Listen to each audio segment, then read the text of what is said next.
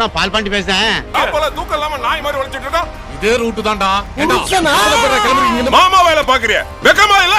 சாமி நீ என்ன போலீஸா இல்ல ரவுடியா? நம்ம டைம் நம்ம தெரியல. கரெக்டா வந்து அப்படி கேப்டன் வர்றாரு, எல்லாரும் எழுந்துச்சுனாங்க. அப்படியே ஒரு சிங்கம் மாதிரி அப்படி உள்ள போனோம்.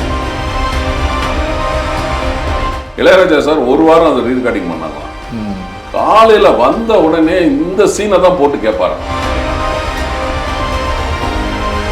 முடிஞ்சதுக்கு அப்புறம் விக்ரம் சார்ட்ட இன்டர்வியூ எடுக்கும்போது இந்த பர்டிகுலர் அந்த சீனை பத்தி கேட்கும்போது பொதுவாகவே ஹரி சார் வந்து கொஞ்சம் வித்தியாசமா மீச கீசர் இருந்தா எடுத்துருவாரு. நீங்க அங்கிருந்து வரும்போதே நான் சொல்லிட்டேன், சாமியில நல்லா டயலாக் பேசுறாரு அப்படின்னு. வணக்கம் நேயர்களே, உங்கள் பிக் மவுண்ட் டிவியின் ஸ்டார்ஸ் வியூ நிகழ்ச்சியில் இன்று நாம் காணவிருக்கும் சிறப்பு விருந்தினர் திரைப்பட நடிகர் திரு மீசை ராஜேந்திரன் அவர்கள். அண்ணா வணக்கம். சார் எப்படி இருக்கீங்க? நல்லா இருக்கேன். சந்தோஷம். என்ன பிக் மவுண்ட் டிவி நேயர்களுக்கு என்னுடைய அன்பான வணக்கம். என்னுடைய முதல் இன்டர்வியூ இது. சொல்லுங்க. ரொம்ப மகிழ்ச்சி உங்களை சந்திச்சதுல. உங்களுடைய சொந்த ஊர் எதுங்கண்ணே? ஏன்னா சொந்த ஊர் வந்து திருநெல்வேலி. சினிமா கேரியர் வந்து 2002ல வந்து நடிகராக ஸ்டார்ட் பண்ணிட்டேன். வந்து ரமணாதான் என்னுடைய ஃபர்ஸ்ட் படம். ஒருவேளை வாய் திறக்க மாட்டான். அது எப்படிங்க அந்த வாய்ப்பை எப்படி நீங்க? இல்லை ஆக்சுவலாக வந்து எப்படி பார்த்தீங்கன்னா, நான் வந்து என்னுடைய ஃப்ரெண்டு வந்து தென்காசிக்கார் ராஜுன்னு ஒருத்தர். சரி. அவர் வந்து கமலா தியேட்டர் பேக் சைடில் வந்து ரூம் எடுத்து தங்கியிருந்தார். பக்கத்து ரூம்ல முருகதாஸ் சார், அவரும் அவருடைய அசோசியேட் ராஜ்குமாரும் அந்த பக்கத்து ரூம்ல இருந்தாங்க. பொதுவாகவே ஒரு ஊர்காரங்க வந்து பார்த்து பேசும்போது பார்த்தீங்கன்னா அந்த ஸ்லாங் ஆட்டோமேட்டிக்காக. ஆமா. அப்போ நான் பேசிகிட்டு இருக்கும்போது இந்த பக்கத்துல இருந்து இவங்க கேட்டே இருந்திருக்கேன். நான் அவர் ராஜுவை பார்த்துட்டு நான் வீட்டுக்கு போயிட்டேன். அப்போ வந்து செல்ஃபோன்லாம் கிடையாது. ராஜு எனக்கு வந்து நான் வீட்டுக்கு போனதுக்கப்புறம் எனக்கு லேண்ட்லைனில் ஃபோன் பண்ணுறாப்புல. நம்ம பேசிகிட்டு இருந்ததை பக்கத்தில் முருகதாஸ் சார் கேட்டுருந்துருக்காரு. அவர் வந்து இந்த மாதிரி கேப்டன் வச்சு ரமணான்னு ஒரு படம் பண்ணிகிட்டு இருக்கிறாங்க. நாளை காலையில் 11 மணிக்கு அவங்கள வந்து ஆஸ்கார் ஃபிலிம்ஸ்க்கு வர சொல்லியிருக்காங்க. நான் 10:45 அங்கே போயிட்டேன். நான் கரெக்டாக போய் நிற்கிறேன், கேப்டன் அங்கே வர்றாரு. பொதுவாகவே கேப்டன் வந்து எந்த ப்ரொடக்ஷன் ஹவுஸ்க்கும் ஆஃபீஸ்க்கும் வரமாட்டார். என்ன நம்ம டைம் நம்ம தெரியல. கரெக்டாக வந்து அவர் கேப்டன் வர்றாரு, எல்லாரும் எழுந்துச்சுனாங்க. அப்படியே ஒரு சிங்கம் மாதிரி அப்படி உள்ளே போனார். உள்ளே போய் அவர் ரவி சார்கிட்ட பேசிட்டு இருந்தார், ஆஸ்கார் ஃபிலிம்ஸ் ரவிச்சந்திரன் சார்கிட்ட. யாரெல்லாம் வந்திருக்காங்க அப்படின்னு அப்புறம் ஸ்லிப் எழுதி கொடுத்து விட்டாங்க. என் பேரை போட்டு எழுதி கொடுத்து விட்டாங்க. கேப்டன் அங்கெல்லாம் உள்ளே இருக்கும்போது அப்புறம் என்னையை கூப்பிட்டு விட்டாங்க. அப்புறம் முருகதாஸ் சார் வந்து முன்னாடி எதுவும் நடிச்சிருக்கீங்களா என்ன ஏதுன்னு கேட்டார். இல்லை சார் நான் நடிக்கலை, பட் நான் வந்து சினிமாவில் தான் இருக்கேன், கேமரா ஸ்டாண்டாக இருந்தேன், அப்படி டிஎஃப்டி டைரக்ஷன் முடிச்சிடுறேன், ஒரு டயலாக் எழுதி கொடுக்குறேன், அது அப்படி திருநெல்வேலி ஸ்லாங்கில் பேசுங்க, நான் நேற்று நீங்கள் பேசினதை கேட்டேன், இப்போ நான் ஒரு டைலாக் தரேன் பேசுங்க. ஒரு கேப்டனும் இருக்கார், ரவி சாரும் அங்கே இருக்காங்க. அப்புறம் அந்த டைலாக் கொடுத்தாங்க. நான் தான் பால் பாண்டியை பேசுனேன், அங்கே யாராவது உண்மையை சொன்னாவளா?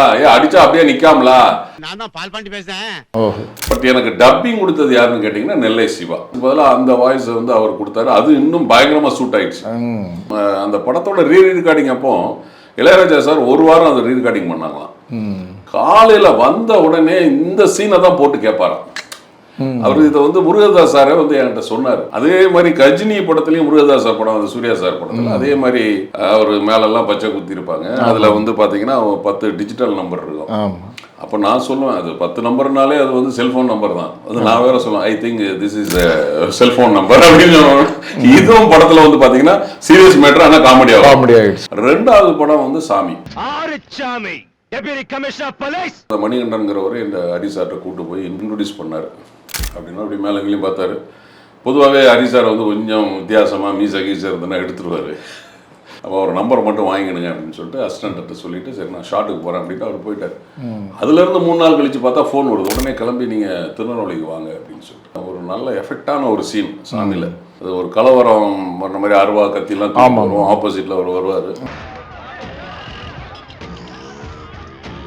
அதில் அவர் வந்துட்டு ஒருத்தன் என்கிட்ட வந்து சொல்லுவான், என்ன சாமி வரானே, எவன்ல அவன் சாமி, 10 பேர் சேர்ந்து செஞ்சா அது பேர் கொலைல, அதையே 100 பேர் சேர்ந்து செஞ்சா அது பேர் கலவரம்ல, இங்க நடக்க போறது கலவரம் அப்படின்னு அவர் அப்படி வருவாரு. வந்தோடனே எல்லாம் கலைஞ்சு போங்க அப்படின்னு. கலைஞ்சு போறோம்னா லட்டி வச்சு அடிப்பியோ, தட்டி வச்சு தடிப்பியோ, இல்ல கண்ணீர் போக போட்டு கலைச்சிருவியா, ஏ சாமி நீ போலீஸா பொறுக்கியா அப்படிங்கிற மாதிரி அந்த டைலாக். எஃபெக்டான ஒரு சீனு. நீ என்ன போலீஸா இல்ல ரவுடியா?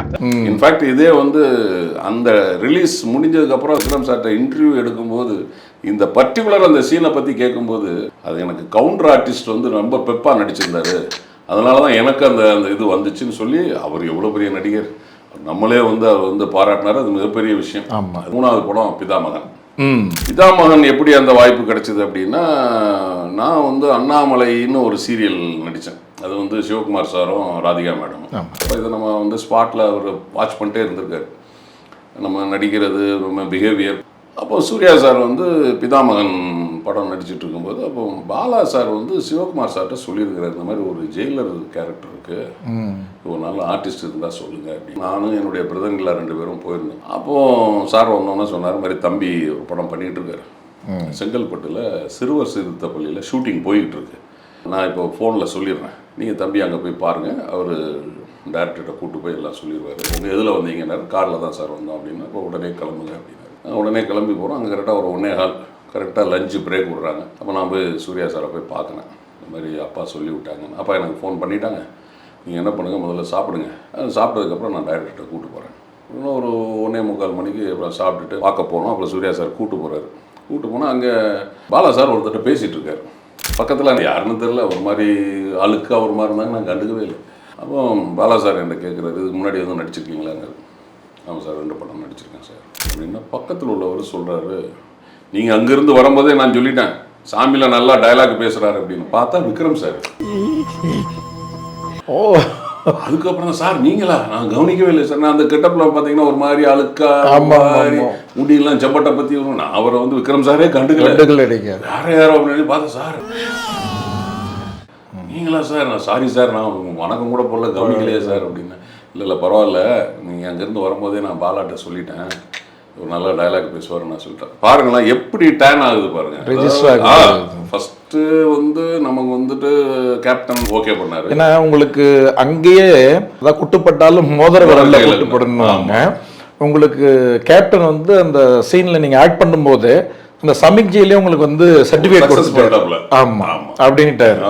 நீங்க தேர்ந்தெடுத்த ஃபீல்டு வந்து சரி சினிமா துறையில வந்து டைரக்ஷனா இருந்தாலும் ஆனா ஆக்டர் ஆகிறதுக்கு அவர் அங்க உங்களுக்கு வந்து மார்க் போட்டாருன்னு தான் சொல்லணும். அவர் கண்டினியூஸா எல்லா படமுமே பண்ணேன். மேக்ஸிமம் வந்து அதாவது இந்த வானத்தை போல அப்படி இந்த 1-2 படங்கள் தான் பண்ணல தவிர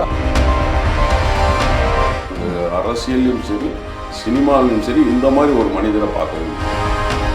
அதே மாதிரி பார்த்தீங்கன்னா பசின்னு வந்துட்டுனா அது சாப்பாடு எங்கேருந்து எப்படி தான் சொல்லுவாரோ தெரியாது, சாப்பாடு வந்துடும். கறி குழம்பு இருக்குது, அந்த கறி குழம்பு வந்து கரண்டி வந்தால் தான் ஊற்றணும், இவர் கையில் அப்படி எடுத்து அப்படி போடுறாரு.